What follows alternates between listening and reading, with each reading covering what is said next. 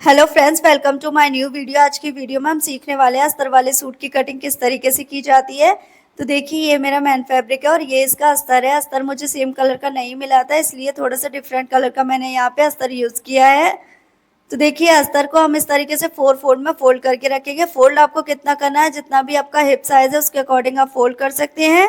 जितना आपका hip size है उसका 1/4 पार्ट कीजिए और उसमें 2 इंच ऐड कर लीजिए मार्जिन का। उसके बाद में इस कपड़े को फोल्ड कर लीजिए। तो देखिए, इस तरीके से मैंने इसको फोल्ड कर लिया है। फोल्ड करने के बाद में यहाँ पे हम इसको सीधा करने के लिए एक मार्किंग ड्रॉ कर लेंगे। ऑन फोल्ड साइड से आपको अपनी तरफ रखना है और ओपन वाली साइड आपको दूसरी साइड में रखनी है। तो देखिए, इस तरीके से यहाँ पे मैंने इसको फोल्ड करने के बाद में इस पर सीधी मार्किंग कर लिया। अब यहाँ पे हम इसको मार्क करना स्टार्ट करेंगे। ऊपर से भी हम सीधा करने के लिए इस पे मार्किंग कर लेंगे।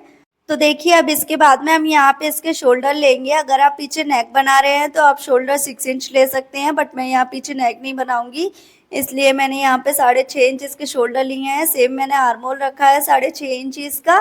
और उसके बाद में हम इस पे चेस्ट लाइन ड्रॉ करेंगे। तो चेस्ट लाइन आपको यहीं से लेनी है जहाँ से आपका आर्म होल है। वहाँ से आपका जितना भी चेस्ट साइज है उसका 1/4 पार्ट कीजिए आप और उसमें 2 इंच मार्जिन का ऐड कर दीजिए। तो देखिए, मेरा चेस्ट यहाँ पे 32 इंच है, उसका 1/4 पार्ट होता है 8 इंच और 2 इंच मैंने मार्जिन ऐड कर दिया है। अब इसके बाद में हम इसकी वेस्ट लेंगे। तो वेस्ट यहाँ पे लिया मैंने 13.5 इंच पे और उसके बाद में यहाँ पे हम इसकी वेस्ट की 1/4 पार्ट करके उसकी भी मार्किंग कर लेंगे और 2 इंच इसमें मार्जिन का ऐड कर देंगे। हिप यहाँ पे रखे हैं मैंने यहाँ पे 19 इंच पे। आप चाहें तो 20 पे रख सकते हैं, 21 रख सकते हैं, आप अपनी लेंथ के अकॉर्डिंग रख सकते हैं। तो देखिए, इस तरीके से हिप का 1/4 पार्ट करके यहाँ पे मैंने 2 इंच मार्जिन ऐड कर लिया है। तो इस तरीके से हमारी हिप की, वेस्ट की और चेस्ट की लाइन को हम सीधा कर लेंगे और इन सभी की मार्किंग्स हमारी यहाँ पे हो चुकी है मार्जिन सहित। तो देखिए, हमारी फिटिंग वाली लाइंस को हम फिटिंग वाली लाइन से मिलाएंगे और मार्जिन वाली लाइन को हम मार्जिन वाली लाइन से मिलाएंगे। तो देखिए, यहाँ पे सभी लाइंस को मिलाने के बाद में हम इसमें आर्म होल का शेप देंगे। तो देखिए, यहाँ पे मैंने सभी लाइंस को मिला लिया है, मार्जिन वाली को मार्जिन वाली से, फिटिंग वाली को फिटिंग वाली से। अब इसके बाद में हम आर्म होल का शेप देंगे। पीछे का आर्म होल का शेप देना है हमें 1.5 इंच पे और आगे वाले का देना है हमें 1 इंच पे। बट यहाँ पे पहले हम 1.5 इंच वाले का शेप दे देंगे और 1 इंच वाले का हम शेप देंगे बाद में, क्योंकि हमें एक पार्ट को अलग करके फ्रंट आर्म होल की शेप ड्रॉ करनी होगी। तो देखिए, इस तरीके से यहाँ पे मैंने इसको ड्रॉ करके पहले ही रखा है। कटिंग हम इसकी बाद में करेंगे, बैक आर्म होल के अकॉर्डिंग ही हमें इसकी कटिंग करनी होगी। तो देखिए, इस तरीके से शेप मैंने यहाँ पे ड्रॉ कर ली है। अब इसके बाद में हमें क्या करना होगा, तो देखिए, इस तरीके से हम अपनी कुर्ती की लेंथ लेंगे। तो आपकी कुर्ती की जितनी भी लेंथ है ना, उसमें आप अस्तर की लेंथ 3 से 4 इंच आप कम करके ले सकते हैं।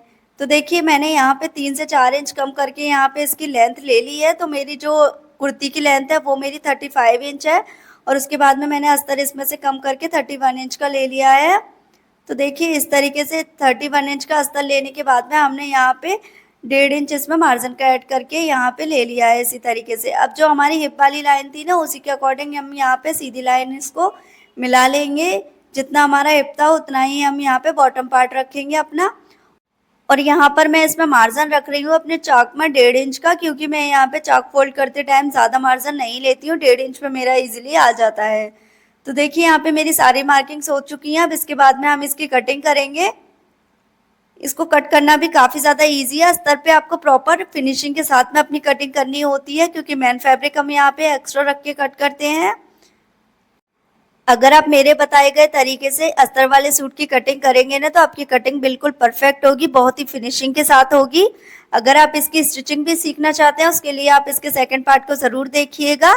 तो देखिए, जहाँ हमारी फिटिंग की मार्किंग थी ना, वहाँ पे हमने छोटे छोटे कट्स लगा लिए हैं इस तरीके से। अब एक पार्ट को हम अलग कर लेंगे। जिस पार्ट पे हमने मार्किंग्स की है उसी को हम यहाँ पे सीधा रखेंगे और इसी के ऊपर हमने जो फ्रंट आर्म होल ड्रॉ किया था उसको हम यहाँ कट कर लेंगे। तो देखिए, अस्तर हमारे कट हो चुके हैं। अब हमें क्या करना होगा, इसके लिए हमें यहाँ पे मैन फैब्रिक को कट करना होगा। तो इस तरीके से हम यहाँ पे जो हमारा मैन फैब्रिक में थोड़ा सा प्लेन कपड़ा था उसको हम कट करके यहाँ पे निकाल देंगे।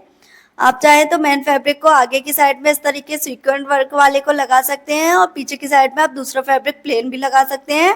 बट मेरे में यहाँ इतना वर्क नहीं है, तो मैं इसी फैब्रिक को दोनों साइड में लगाऊंगी। तो देखिए, इस तरीके से मैंने यहाँ पे इसको इस तरीके से फोल्ड करके रखा है। इस तरीके से फोल्ड करने से हमारा जो फैब्रिक होगा ना एक्स्ट्रा, वो एक ही साइड में निकल जाएगा। तो देखिए, इस तरीके से मैंने इसको फोल्ड किया है और ऑन फोल्ड साइड से हम इसको इस तरीके से सेट करेंगे और रखेंगे। इसको अच्छे से बिछा लेंगे और बिछाने के बाद में हम एक्स्ट्रा मार्जिन छोड़ते हुए इसकी कटिंग करेंगे। तो देखिए इसको मैंने बिछा लिया। अब इसके बाद में हम इसकी कटिंग कर देंगे। तो कटिंग आपको किस तरीके से करनी है वो मैं आपको दिखाती हूँ। तो देखिए एक्स्ट्रा मार्जिन छोड़ते हुए हम कटिंग करेंगे। 1-1 इंच आपको एक्स्ट्रा फैब्रिक लेना है और इस तरीके से इसकी कटिंग कर देनी है। तो देखिए साइड से मैंने इसकी कटिंग कर दिया। अब इसके बाद में हम इसकी कटिंग नीचे से करेंगे। नीचे ये प्लेन फैब्रिक है, इसको मैंने हटा दिया है। अस्तर आपको मेरा बड़ा लग रहा होगा, बट इसको हम फोल्ड करेंगे ना तो ये हमारा अस्तर 3 इंच कम हो जाएगा। इसके बाद में हम इसकी स्लिप्स की कटिंग करेंगे। स्लिप्स में मैं अस्तर नहीं लगाऊंगी, तो इस तरीके से हम इसको फोल्ड करके रखेंगे और इसके बाद में हम इसकी स्लिप्स निकालेंगे। तो स्लिप्स निकालने के लिए आपको क्या करना है, जितना भी आपका आर्म होल होता है ना, उसमें से आपको 1 इंच कम करके इस तरीके से रखना है फैब्रिक को। इसके बाद में आपको 3 इंच डाउन करना है ओपन वाली साइड से। तो देखिए यहाँ पे 3 इंच डाउन कर लिया है मैंने। अब इसके बाद में आपको मोहरी की मार्किंग करनी है। जितनी आपकी रेडी मोहरी है उसका हाफ कीजिए और उसमें 2 इंच मार्जिन का ऐड कर दीजिए। अब इसके बाद में ये डाउन वाली मार्किंग थी ना, उसको मोहरी वाली मार्किंग से मिला लेंगे, मोहरी के मार्जिन वाली से, और इस तरीके से तिरछी शेप ड्रॉ कर देंगे यहाँ पे। अब इसके बाद में हम यहाँ पे स्लिप्स का शेप दे देंगे ऊपर की साइड से। अगर फिर भी आपको इस वीडियो में कुछ भी समझ में नहीं आता है तो आप मुझे कमेंट करके पूछ सकते हैं। तो देखिए इसकी मार्किंग होने के बाद में हम इसकी कटिंग कर लेंगे। स्लीव्स आप अपनी चॉइस के अकॉर्डिंग छोटी या बड़ी किसी भी तरीके की बना सकते हैं। वीडियो पसंद आया हो तो प्लीज़ लाइक कर दीजिएगा। चैनल पे पहली बार विजिट कर रहे हैं तो प्लीज़ सब्सक्राइब कर लीजिएगा।